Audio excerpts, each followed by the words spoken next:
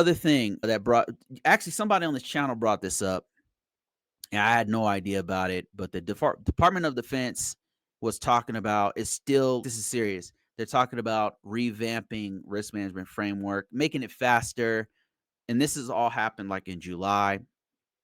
I remember I did a live and somebody brought this up and they were saying, "Oh, they're going to get rid of risk management framework."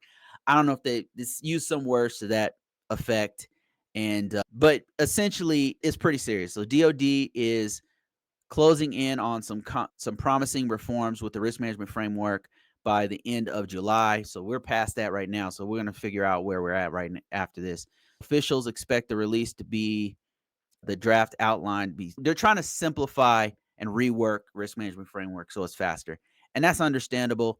It's a slow process. It takes a long time, but in the words of the DoD Chief Information Officer, Katie Arrington, she's wanted to quote unquote blow up the risk management framework and approach it to where it's a lot faster.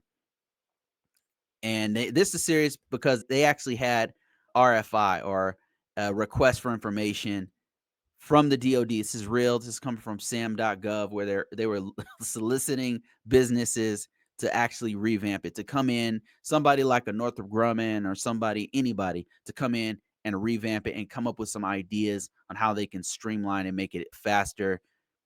And this is the actual reform stuff. And I think it's already done. I'm not sure if it's still publicly available, but I don't think that maybe they already, yeah, it looks like it's inactive as of the 8th of August. So it's done.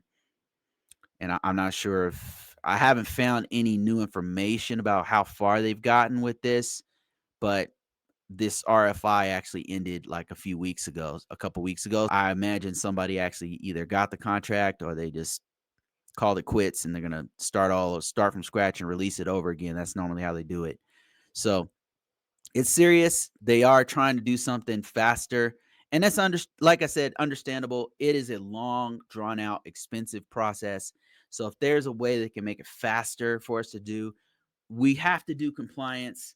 It's not going anywhere, but we need to figure out a way to do it in a faster way. And the government's getting wise to this and starting to think about that.